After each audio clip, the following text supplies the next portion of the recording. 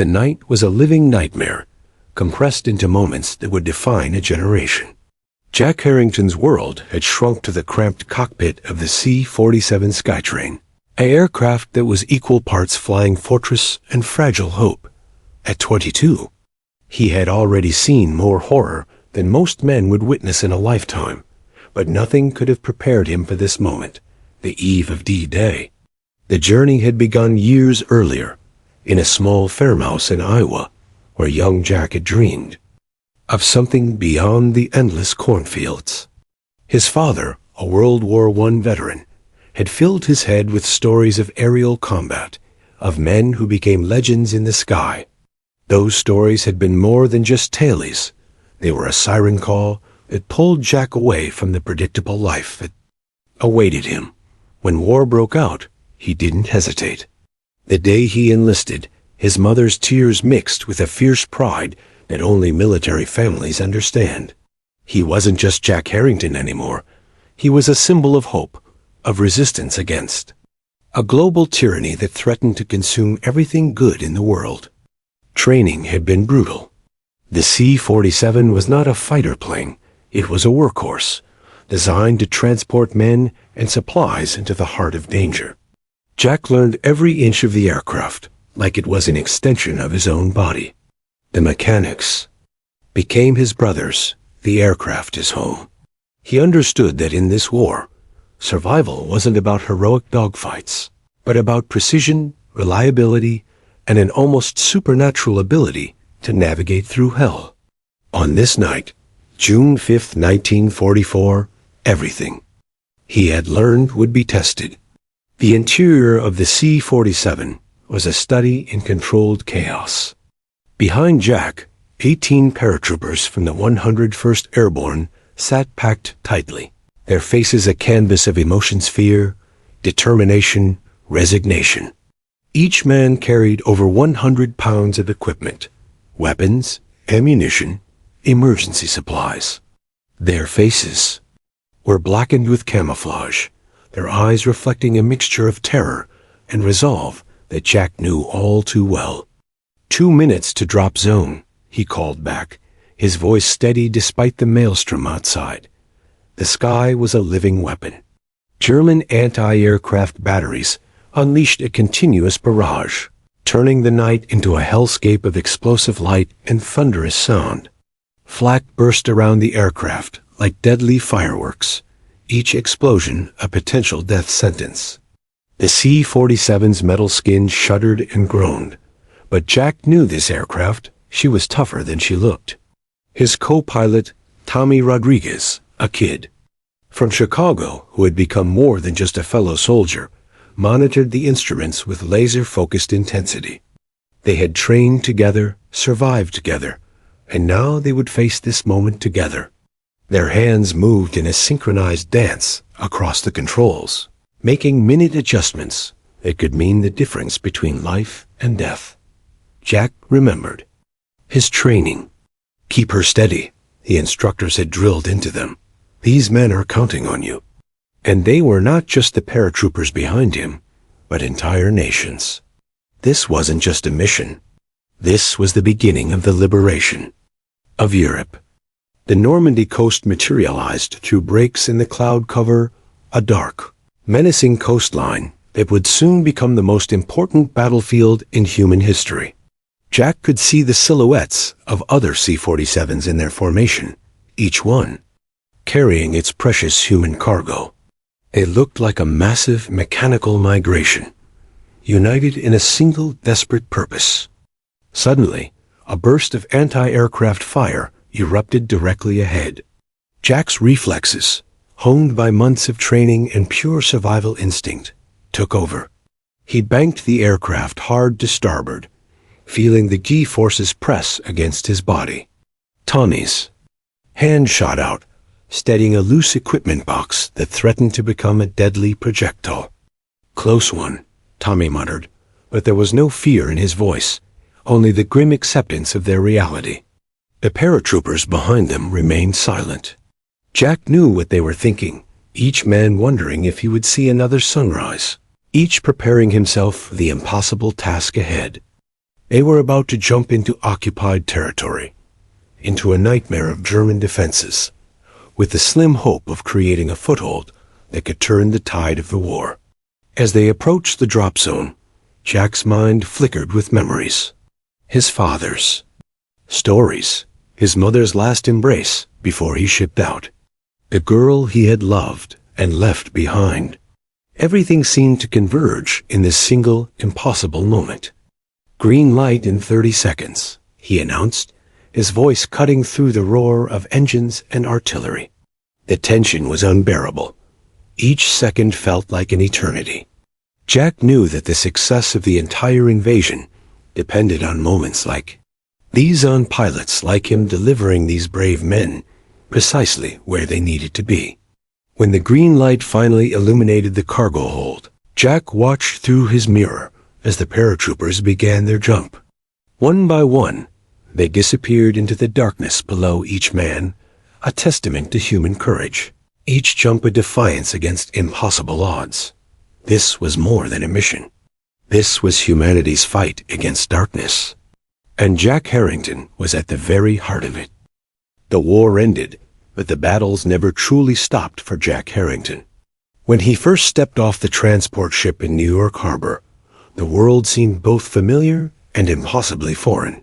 Crowds cheered, ticker tape rained down, and everywhere. Around him, people celebrated victory. But Jack felt nothing like a victor. His hands, which had guided the C-47 through impossible skies, now trembled almost imperceptibly, a secret language of trauma that no parade could silence. Margaret waited for him on the pier, her blue dress a splash of hope against the gray maritime landscape.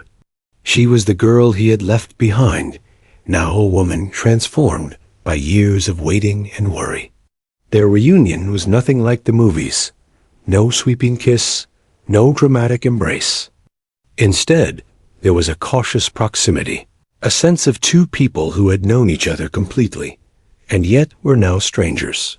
"Welcome home," she whispered, her hand barely touching his. Home, the word felt like a lie. The Harrington family. Farm in Iowa had changed. His father, once a robust man who had fought in the Great War, now moved slower, his eyes holding a similar haunted look that Jack now recognized in his own reflection. The cornfields that had once seemed vast and promising now felt suffocating, each row a reminder of the endless horizons Jack had traversed during the war. Civilian life was a maze of unexpected challenges. The precision and purpose that had defined his wartime existence dissolved into a series of mundane moments that felt increasingly meaningless. He took a job as a commercial pilot with a small regional airline, hoping the sky might offer the same clarity it had during the war. But these routes were predictable, sanitized, nothing like the life-or-death missions he had survived. Nightmares became his constant companion. Some nights, Margaret would find him drenched in sweat, mumbling coordinates and warning about incoming flak. Other nights, he would sit by the window, staring into darkness, his mind replaying missions that had been seared into his memory. The C-47 that had been his lifeline, his home in the sky, was now just a distant memory. Military storage yards were filled with these once crucial aircraft, stripped of their wartime purpose, waiting to be scrapped or forgotten. Jack saw them as more than just machines. They were living memories, witnesses to humanity's darkest and most heroic moments. His relationship with Margaret became a delicate dance of distance, an attempted connection. She had waited 5 years for him, enduring the uncertainty of war, writing letters that might never be answered. But the man who returned was not the same young pilot who had left. PTSD wasn't a term well understood. Then men were expected to simply get over their war experiences. Jack's hands, once steady on aircraft controls, now sometimes shook when pouring coffee. Loud noises would send him into momentary panic. A car backfiring could transport him instantly back to those deadly European skies. He tried to hide these moments, to maintain the facade of the returning hero that everyone seemed to expect. The regional airline became both his refuge and his prison. Flying was the only place he felt somewhat normal, somewhat in control. But these civilian routes were pale imitations of his wartime missions. No risk, no immediate stakes, just predictable paths between small Midwestern towns. His fellow veterans understood, though few spoke about it. They would gather occasionally at the local Veterans of Foreign Wars Hall, sharing brief, coded conversations. A look, a subtle nod, a momentary silence, these said more than words ever could. They were survivors, carrying invisible wounds that civilian society couldn't comprehend. Margaret tried her best to reach him. She'd leave small notes in his flight jacket, prepare his favorite meals, attempt to create moments of normalcy. But normalcy had become a foreign concept to Jack. The war had reset his entire understanding of life, of purpose, of survival. One particularly difficult night, after a nightmare that left him gasping and disoriented, Margaret finally broke through. His emotional armor. "You're not alone," she said, her hand gentle on his shoulder. "Whatever you're carrying, we'll carry it together." For the first time since returning, Jack truly looked at her, really looked. He saw not just his wife, but a woman who had survived. Her own war. A war of waiting, of uncertainty, of holding on to hope when hope seemed impossible. The C-47 Skytrain that had been his companion was now just a memory, stored in military yards, stripped of its wartime purpose. Jack saw these aircraft as more than just machines. They were living histories, silent witnesses to humanity's most intense moments. Like him, they were survivors waiting for a new purpose. As months turned into years, Jack discovered that returning home was its own kind of mission, more complex, in many ways, than any wartime assignment. The battles were internal now, fought in sleepless nights and moments of unexpected triggers. He was learning to navigate a different kind of sky, one without clear coordinates, without the immediate life or death clarity of war. The heroes' welcome had long faded, but Jack Harrington was still fighting, still surviving one day at a time. The decades rolled by like a never-ending runway, each year adding another layer of distance between Jack Harrington and the war that had defined him.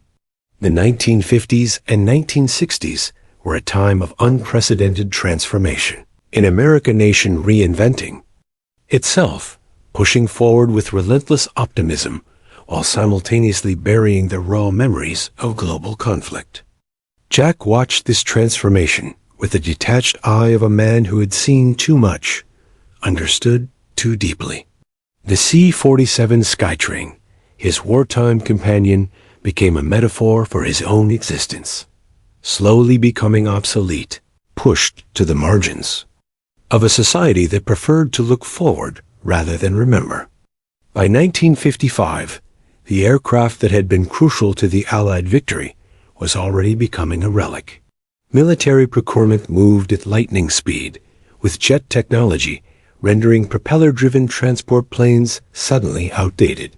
The Douglas Aircraft Company, which had produced over 10,000 C-47s during the war, now focused on sleek, modern designs that seemed to have no room for the workhorses of yesterday's conflicts. Museums began collecting these aircraft, treating them like archaeological specimens. Jack would visit these exhibits, his fingers tracing the familiar lines of the planes, feeling like a ghost walking among preserved memories. Each C-47 told a story of D-Day drops, of supply missions across treacherous terrain, of lives saved and lost. But to the young museum visitors, these were just static displays, silent metal objects disconnected from the living, breathing history they represented. His own life mirrored the aircraft's trajectory. Jack had settled into a predictable existence, working as a regional airline pilot and then transitioning to a job as a flight instructor. Margaret had become his anchor, her patience a constant in a life marked by internal turbulence. They never had children, a decision born partly from Jack's lingering war trauma, partly from an unspoken understanding between them. The world around him changed dramatically. The 1960s exploded with social revolution, civil rights movements, anti-war protests, a generation challenging everything Jack's generation had fought to protect. He watched young people protest the Vietnam War with a complexity of emotions. Part of him understood their anger, their rejection of military narratives. Another part felt a deep protective instinct for the young soldiers being sent into another impossible conflict.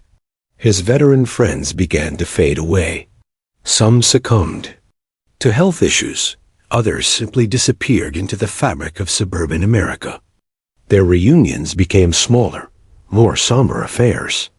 They spoke less about heroic moments and more about survival, about the invisible wounds that never truly healed. Jack's connection to the C-47 became almost mystical. He collected books, photographs, any documentation he could find about the aircraft. His study became a shrine to a moment in history that seemed to be quickly fading. Margaret would find him late at night, surrounded by yellowing documents, his fingers tracing maps of European drop zones, reliving moments that nobody else seemed to remember. The technological revolution swept through aviation like a hurricane. Jet airliners replaced propeller planes, radar systems became increasingly sophisticated, and the world of aviation that Jack had known became as distant as the war itself. Young pilots looked at him like a relic, someone from a bygone era. Their training was digital, computerized, a far cry from the intuitive life-or-death flying Jack had mastered. By 1968, most C-47 Skytrains had been stripped, sold, or scrapped. Some found new lives in developing countries, used for cargo or rural transportation. Others became museum pieces, their military markings faded, their stories growing quieter with each passing year. Jack saw this not just as the death of an aircraft, but as the gradual erosion of a collective memory. His own memories remained razor-sharp. He could still feel the vibration of the engines, smell the mixture of fuel and fear that had defined those wartime missions.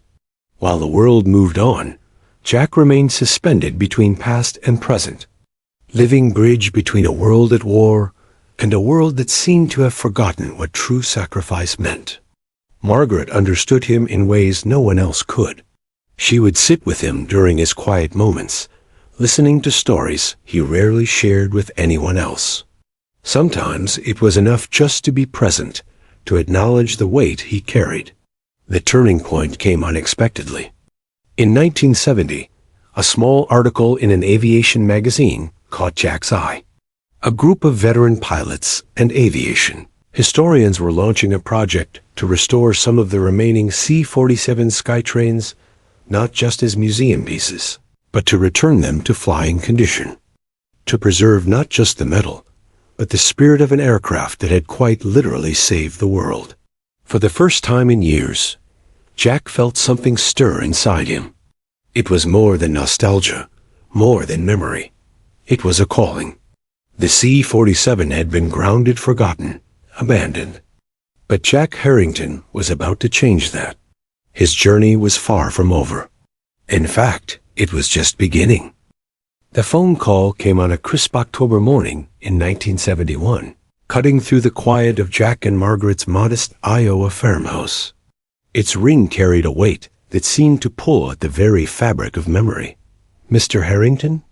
The voice was young, filled with an enthusiasm that immediately set Jack on edge. "My name is David Collins.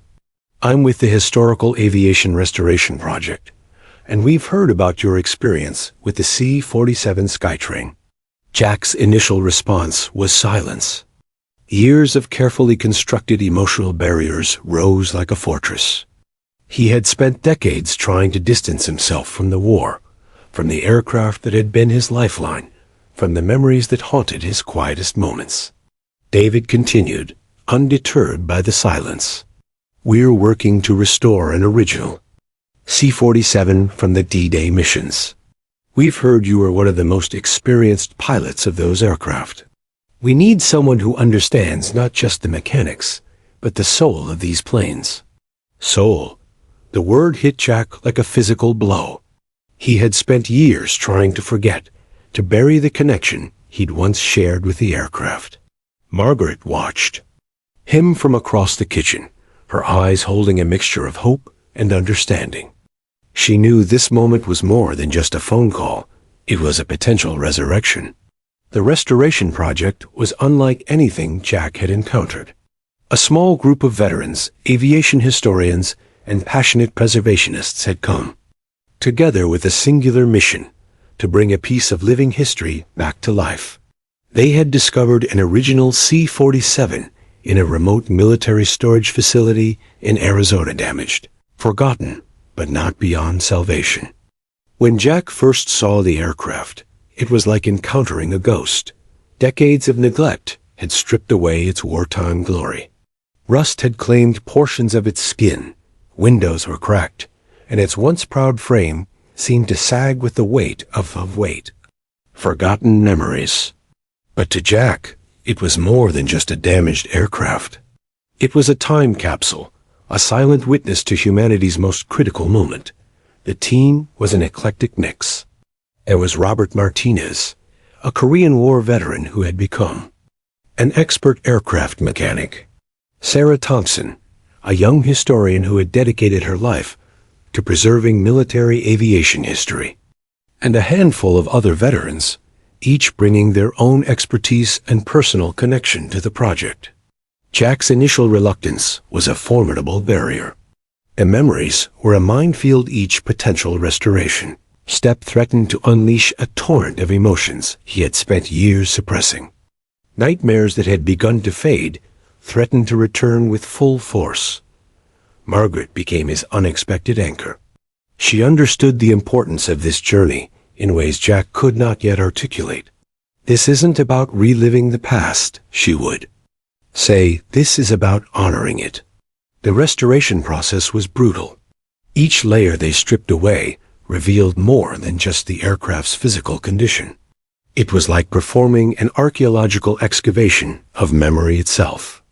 Original markings, bullet holes, patches from emergency repairs, each element told a story that went far beyond technical specifications. David and the team quickly realized that Jack was more than just a technical consultant. He was a living connection to a moment in history that was rapidly disappearing. His hands remembered things that no manual could capture: the exact pressure needed on the controls during a night drop, the subtle vibrations that could indicate potential mechanical issues. Slowly, almost imperceptibly, Jack began to change. The tight lines around his eyes softened. He began to speak more about his wartime experiences, not with the heavy silence of trauma, but with a newfound sense of perspective. The C-47 was becoming more than just a machine. It was a bridge between past and present. The technical challenges were immense. They needed original parts that were nearly impossible to find. Some components had to be custom manufactured, requiring a level of precision that pushed the boundaries of modern manufacturing. Jack's detailed memories became crucial. He could describe the exact specifications of components that had long since disappeared from official records. Funding was a constant challenge. The project existed in a delicate balance between historical preservation and potential obsolescence. Museums were interested but hesitant. Veterans organizations provided support, but resources were limited. Each restoration day was a battle against time, against forgetting. As weeks turned into months, the aircraft began to take shape. It was no longer just a collection of damaged parts, but something approaching its former glory. Jack would spend hours working on the project, his hands moving with a precision that seemed to defy his age. Margaret watched this transformation with a mixture of wonder and relief. The man who had been emotionally distant for decades was slowly returning to himself. The C-47 was more than just an aircraft. It was a path to healing. By the end of that first year, something remarkable had happened. The aircraft was no longer just a restoration project. It had become a living entity, a testament to survival, to human resilience. Jack Harrington had not just found a way to restore an aircraft. He had found a way to restore himself. The resurrection had begun. The moment Jack first sat in the restored C-47's cockpit was nothing short of a resurrection. Silence filled the hangar. The other veterans and restoration team members watched with a collective breath held in suspension. Jack's hands hovered over the controls, trembling almost imperceptibly. These were the same hands that had guided countless missions through impossible skies. The same hands that had been silent for decades. Time seemed to collapse. 25 years had passed since he'd last piloted a C-47. 25 years of suppressed memories, of careful distance, of avoiding the very thing that had once defined him. Margaret sat in the background, her presence a quiet testament to patience and understanding. She knew this moment was more than just a return to flying. It was a confrontation with ghosts long buried. The cockpit smelled exactly the same. Aviation. Fuel, leather, a hint of old metal scent that immediately transported Jack back to those critical wartime moments. Each switch, each dial was a memory waiting to be awakened. His muscle memory began to stir, like a long-dormant machine slowly coming back to life. David Collins, the project's lead historian, watched with a mixture of professional fascination and personal respect. "Take your time, Jack," he said softly, understanding the weight of this moment. Jack's first touch of the control yoke was tentative, almost reverent. The leather was worn smooth, bearing the marks of countless hands that had guided this aircraft through war and peace. His fingers traced the familiar grooves, remembering. The restoration team had done more than just repair the aircraft. They had breathed life back into a piece of living history. Every rivet, every panel spoke of meticulous care. Original components had been carefully preserved or painstakingly recreated. This was not just a museum piece. This was a time machine. Memories began to flood back. Not just the traumatic moments of war, but the pure, exhilarating joy of flight. The way the C-47 responded to a pilot who truly understood her.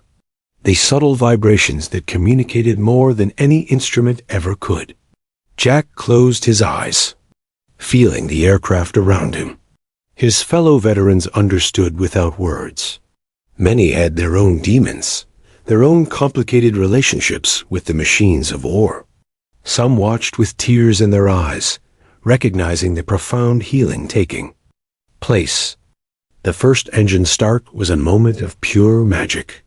The roar brought Jack back to himself completely. His hands moved with a precision that defied his age, adjusting controls with an intuition that could never be taught, only earned through years of experience. The engine's rhythm was familiar, like reconnecting with an old friend who had been waiting all these years. Margaret saw the transformation immediately. The tight lines around Jack's eyes softened. His body, which had been carrying decades of tension, began to relax. This was more than just flying an aircraft. This was reclaiming a part of himself he had long thought lost. The restoration team had prepared extensively. Multiple checks, multiple safety protocols. This was not just about getting the aircraft in the air. This was about honoring its history, about proving that some legacies cannot be forgotten. Jack's first communication over the radio was simple. His call sign, used decades ago, rolled off his tongue with unexpected ease. Goonie Bird 1, requesting clearance. The nickname for the C-47 brought smiles to the faces of the older veterans. Goonie Bird, a term of endearment that captured the aircraft's unglamorous but utterly crucial role in the war. Clearance was granted, but the real journey was internal. As the aircraft began to move, Jack felt something profound happening. The trauma of war, the years of silence, the carefully constructed emotional barriers, they began to crack. Flying was never just about controlling an aircraft for Jack. It was about freedom, about purpose, about connection. The first takeoff was gentle. Jack's movements were calculated, respectful. He wasn't trying to prove anything. He was simply reuniting with a part of himself he had locked away for decades. The C-47 responded as if no time had passed, as if they were picking up a conversation interrupted moments ago rather than years. Other pilots watched in awe. This wasn't just a flight. This was a masterclass in aviation. Jack's understanding of the aircraft went beyond technical skill. He communicated with the C-47 like a partner, like someone who had shared the most intense moments of life and death. Margaret's eyes never left him.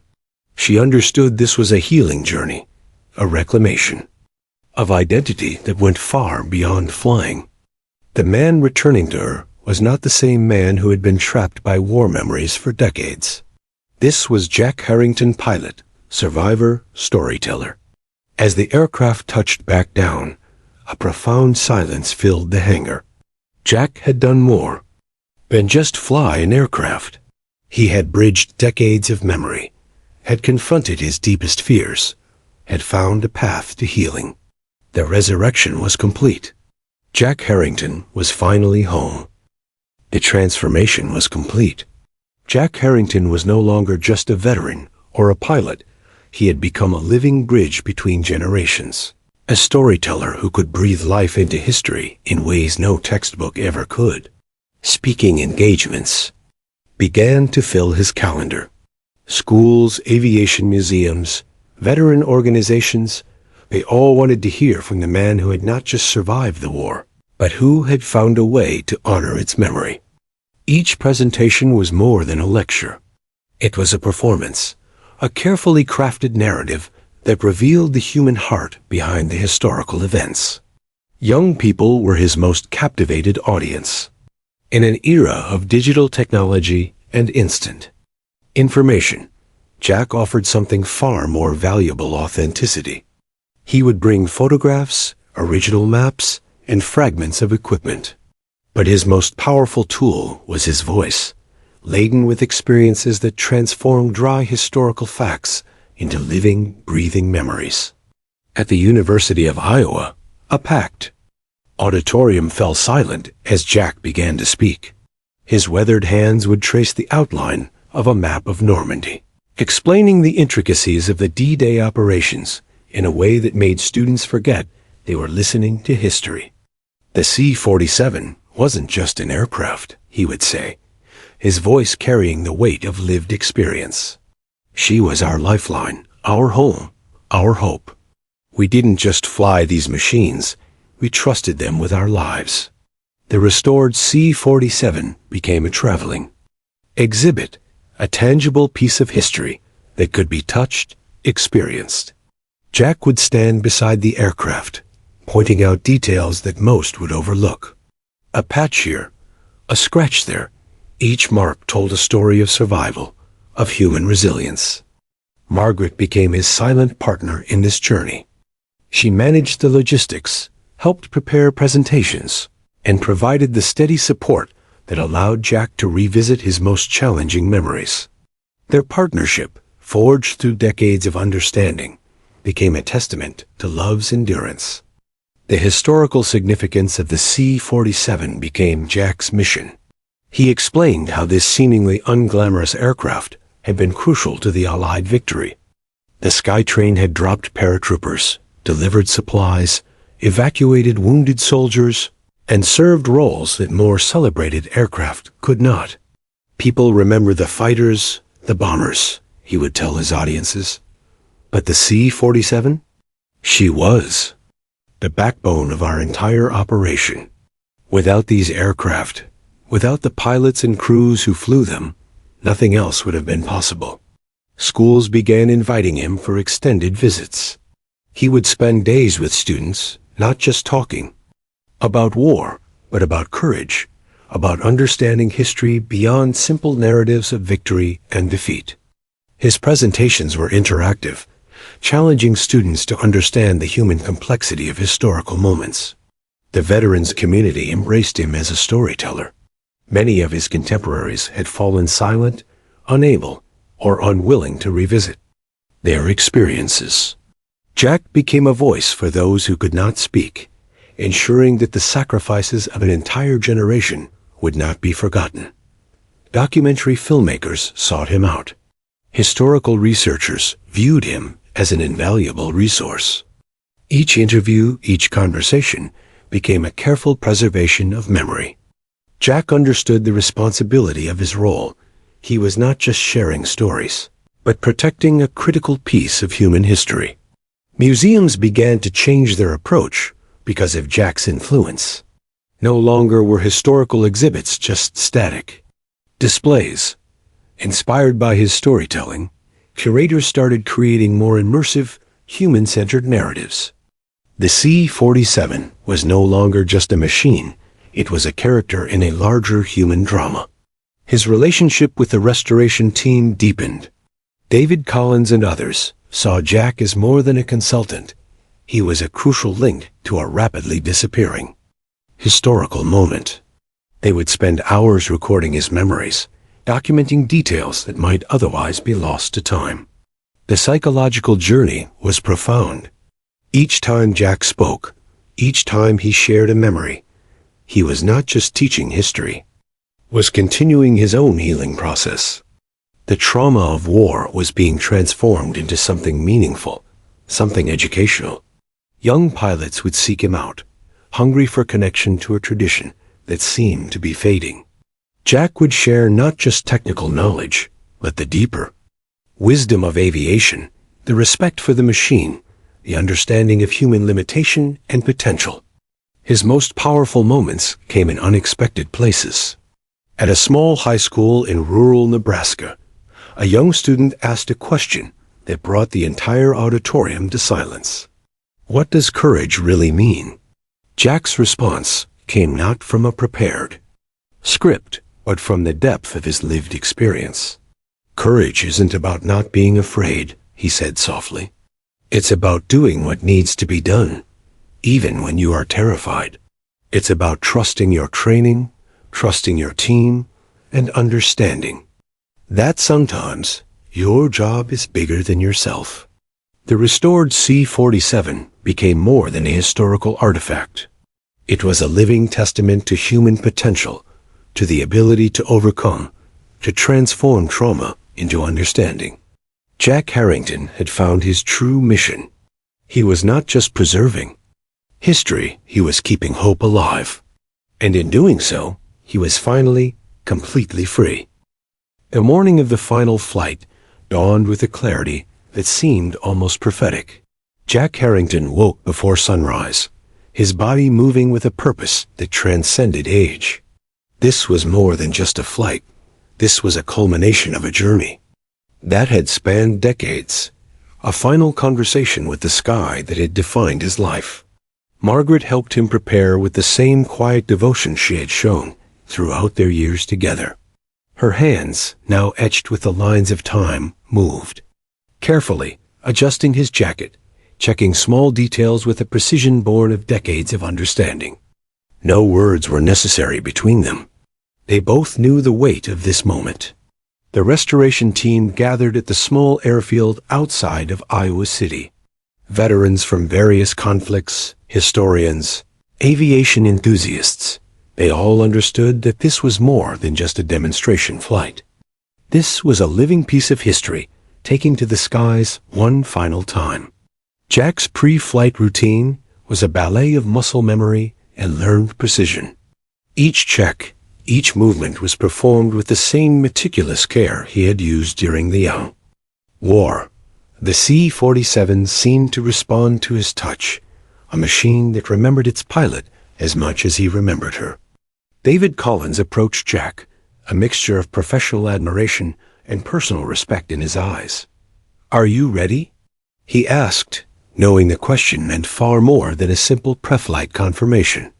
Jack's response was a smile that contained entire universes of memory.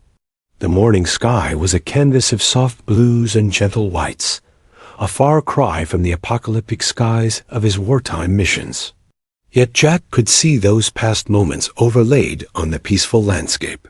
Every cloud, every patch of sky held a memory. As the engines roared to life, something magical happened. The years seemed to fall away. Jack Harrington was no longer an elderly veteran. He was a pilot, connected to his aircraft in a way that defied simple explanation. The C-47 was more than a machine. She was a partner, a keeper of secrets, a witness to history. The takeoff was smooth, almost imperceptible. Those watching on the ground would later describe it as if the aircraft simply decided to become part of the sky, with Jack as its natural extension. His hands moved with a precision that seemed to defy his age, each control input a conversation between man and machine. Over the Iowa landscape, Jack began to fly a route that mirrored his wartime missions. Not literally, the geography was different, but in spirit. Each turn, each altitude change was a reflection of missions past.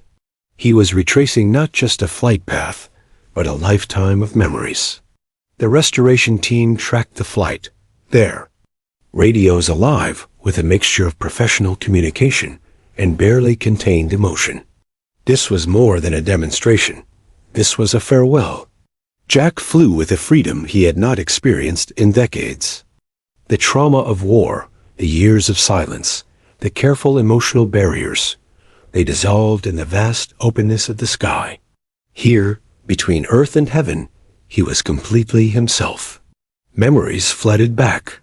Not just the terror of war, but the pure, exhilarating joy of flight. The way the C-47 responded to a pilot who truly understood her.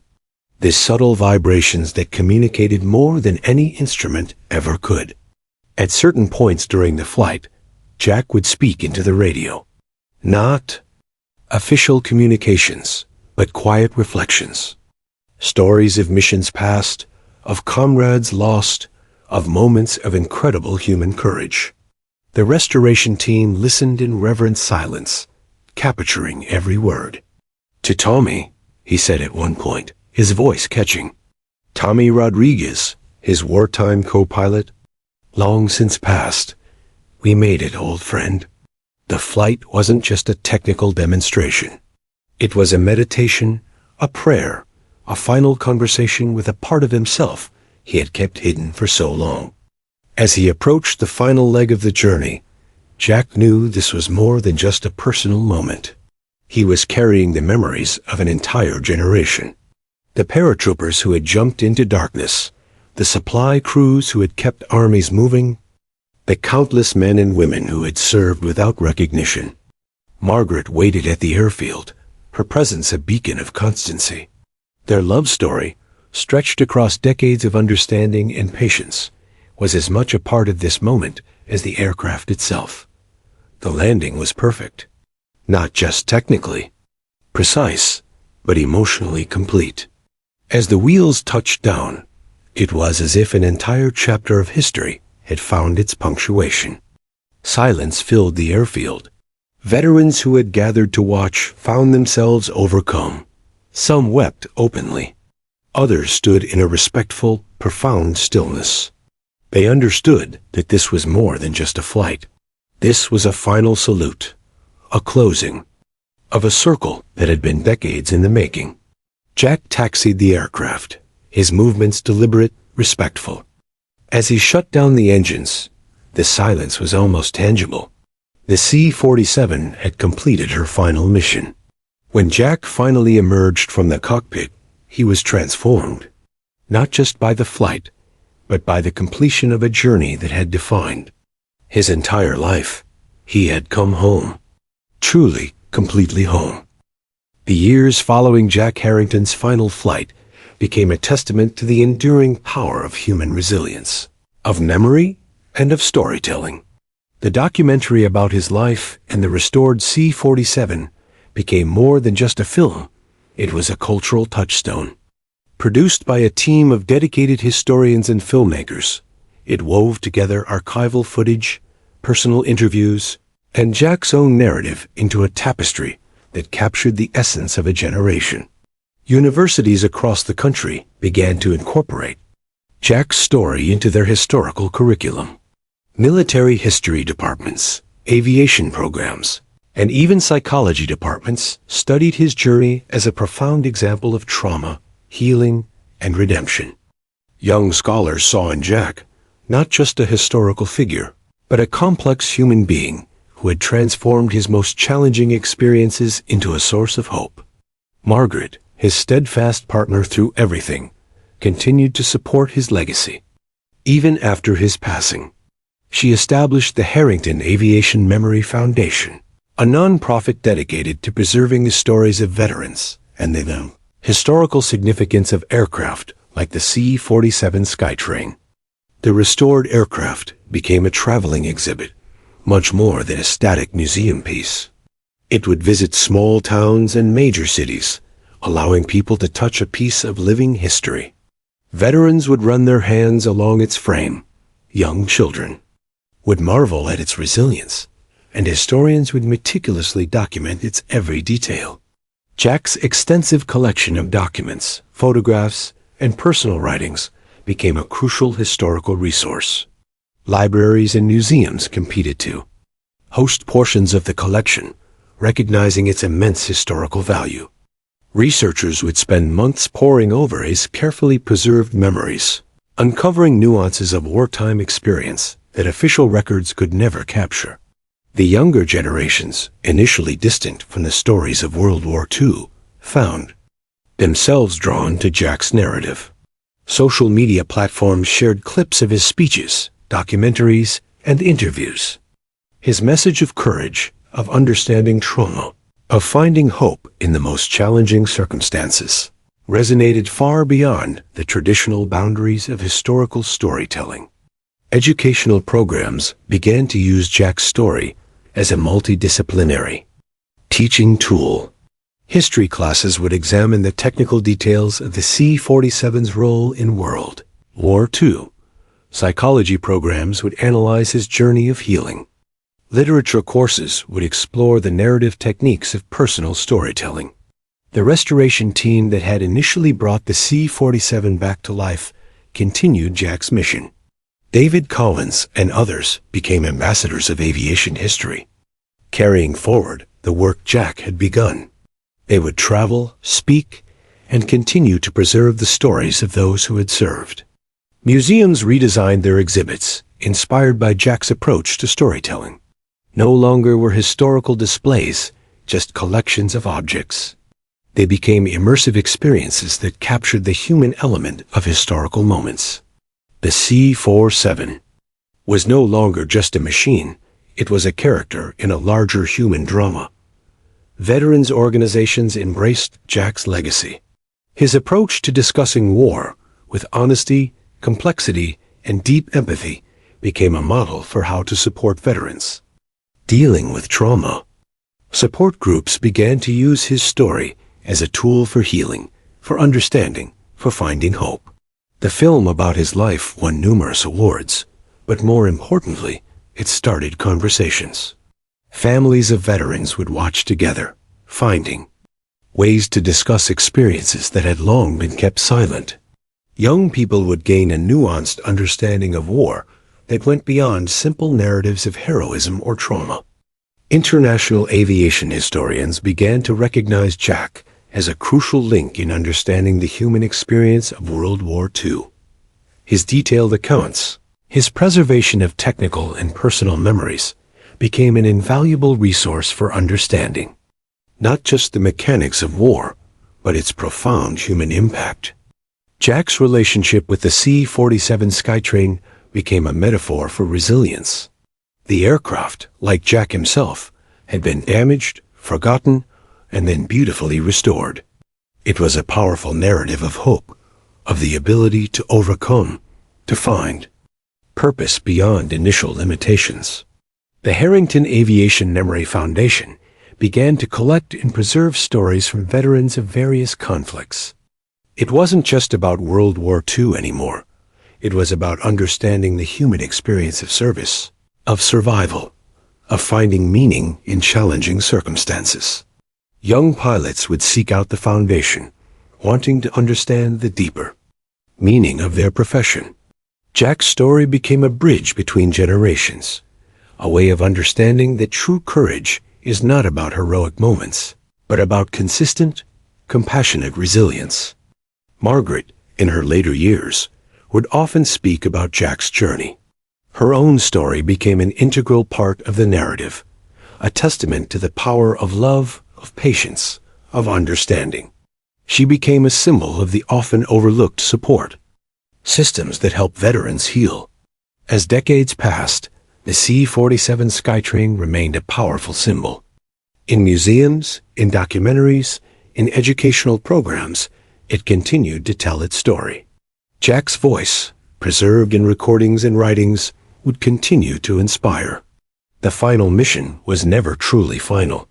It was a beginning, a story of hope, of healing, of the incredible resilience of the human spirit. Jack Harrington had become more than a man. He had become a living memory, a bridge between past and future, a beacon of understanding that would continue to shine long after he was gone.